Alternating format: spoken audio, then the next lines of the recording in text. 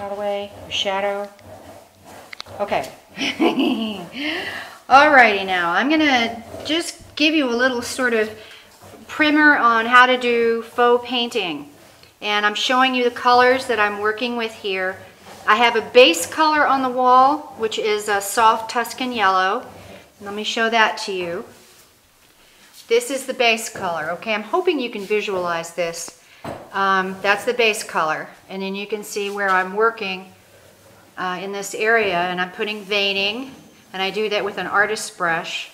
But there are many layers of color in order to get this nice sort of Venetian plaster look without the three-dimensional part of the plaster. And the colors that I'm using are very specific to get this look. And I'm using this sort of Mayan gold. This is called persimmon, and that is a Ralph Lauren metallic. This is copper, and that is a Bear metallic. And this is pale gold, and that is also a Ralph Lauren metallic. And I have to tell you, I got these at Home Depot, but Home Depot is about to discontinue its Ralph Lauren metallics. So if you like this look, you better go get them now. The metallics are really nice because they give you just the most beautiful, elegant sort of sheen. I'm hoping you can see this. And you can see the top of the wall where I haven't done anything yet, and the sides. And hopefully you can see the dimensions, the layers of color from the work that I'm doing. I'm going to give Gianni the camera now, and I'm going to actually demonstrate how to do this. Okay, the first thing we're going to do, show them the rags. You got to use cotton rags, see these? And you just sort of curl them up into a little rosette. Whoa. Like that. And we're going to use some of our Mayan gold, and I'm just going to dip this in there. You can put it all out in paint trays if you like, but it's really kind of an extra step you don't need to do. And I'm going to wipe some of that off. Now, people are going to say, oh, you can just do that with a sponge. No, you can't. And I'm going to show you why. This is technically called ragging on, ragging off. That's the name of this technique. We're going to take this Mayan gold, which is much darker than the base color of Tuscan yellow, and we're just going to daub that this way. And be mindful of patterns. When you put it on and you try to make it too even, that's the mark of an amateur, and that's when you sort of lose faux painting and run into nightmares on walls. Then I'm going to take the dry. This is the dry. These are just t-shirt cloths, by the way. You can get them at Home Depot. You get a whole sack of them for like $6. And I'm going to, again, wad this up into a nice little rosette, and I'm going to daub off some of that Mayan gold. So I'm ragging on, ragging off. The reason you can't do this with a sponge is because a sponge is going to give you holes that are way too large. You're not going to have as much control over it as you do this rag. And with the rag, I can softly sort of wipe, and I can wipe some of these details in or out as I choose. It's very important, every few minutes, you want to come back, you want to pull away, you want to just go with me here, cameraman. You want to pull away, and you want to look at your wall and see the patterns that you're laying down. If it's too uniform, it's going to look really hack and amateur, and it's not going to be a true faux finish. It'll just be, you know, look like somebody went crazy with a sponge or something, and that's not what you want. So let's come back in. So now we're going to work on the Mayan gold area a little bit more. I think it could use a little more depth. So I'm going to rag on a little bit more. And just around the edges to keep it soft, because you don't want really stark paint marks. The whole point of this is to look European / Tuscan. You want it to have a look of aged plaster. And if you have real sharp demarcations from one color to another, it's not going to be, it'll just look hacked. Trust me, it'll look amateurish and hack and like you made a really big mistake watching do-it-yourself TV. Okay, the next thing I'm going to pick up here, color-wise, and you can use the same cloth unless you're just like a purist freak, and then you can use a separate cloth for each color, but I don't think that's necessary. I think that's actually a bit much. So I'm going to take just a little bit of this persimmon, okay? And I'm going to wipe it off a little bit on the edge of the can so that this is not sopping wet. It's more like damp, the cotton cloth. And we're going to do the same thing again. We're going to go up to the same area, and I'm going to add just a little bit of this persimmon in certain areas. I'm not going to put it all over the wall. And I'm going to make a diagonal mark here. You want this to look like plaster or marble. And of course, plaster or marble has veining in it, right?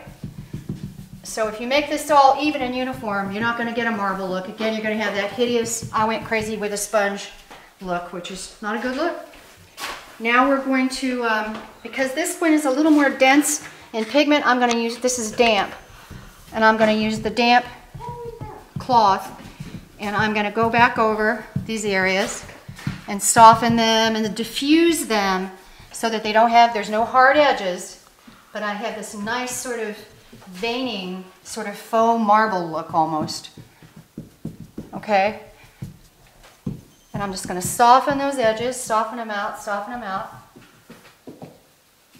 so that there are no great big huge areas that jump out at you. It's more like a soft veining. It looks very natural that way, almost like somebody put a marble wall in here. Let's stand back, cameraman, let's pull back. And you can see that travels diagonally down the wall, which is really, really nice. And the next thing I'm going to show you, I'm not going to try and do the whole wall for you, but I'm just showing you these various techniques. The next thing I'm going to do is, follow me over here, cameraman. I'm going to pick up an artist's brush. It's just, I got these in Home Depot. They're not especially wonderful. They're just nice little artist's brush. And I'm going to make a point of this, okay, of the brush. And I'm going to dip the brush in this copper metallic. I'm going to clean most of it off. And this is a really nice technique. You can actually use a feather. Those big white goose feathers give you the most perfect marble edge. I couldn't find them and I didn't have time to go to the Michael's craft store and get them, but Michael's does have them. And I'm just going to, as you see, I just have a little bit of paint on my brush. There's not a lot of paint there. So then I'm going to take the brush and I'm going to go over here where I don't have much veining yet. Cameraman, can you go to the right? Thank you, sir. And I'm going to lay the brush on the wall. I'm laying it on the wall. And then I'm going to make just sort of like little rivers, meandering rivers, and I'm going to twirl the brush. Show them how I twirl the brush as I go, okay? And you don't want to make straight lines. Marble doesn't have straight lines. It has nice little meandering lines. And in the places where I think I might have deposited too much paint, I'm just going to go back and give it a very slight little daub with a dry cloth. So there, that's how you get your veining and marbling. Now, if you can see the wall, you can see that I've got a couple of different colors of veining because marble or Venetian plaster has either cracks or veining of different colors in it, different color values. So now I'm going to pick up a little bit of a creamy ivory. It's called cream puff. And again, there's not a lot of paint on there. As you can see, it's just a little tiny bit of paint. It's not dripping or anything. And I'm just going to do that again. Follow me there, cameraman. I'm just going to make twirls very lightly, very, very lightly tracing. You don't want to make great big hideous marks. Okay, now, while this paint is still good and damp, I'm going to go over it with a cloth and soften it a little bit, because you don't want stark white marks on your wall, of course. And because the background is deep, this will look very white, and you don't want that. That would be really silly. People come in your house and go, oh my God, what happened? So here you are. And you just soften, soften, soften. And in places, if you have a boo-boo, this is the beauty of working with these cloths and not a sponge. If you have something you feel is not quite right, you can just wipe it off and do it again. So there you go. And that's a little lesson in faux painting for you. I'm so glad that you tuned in to Susi TV. And we're decorating on a dime here, on a nickel as it were. And I'm trying to show you how to do elegant, special looks for super cheap money. Okay, we're signing off. And thank you very much, Cameraman Gianni.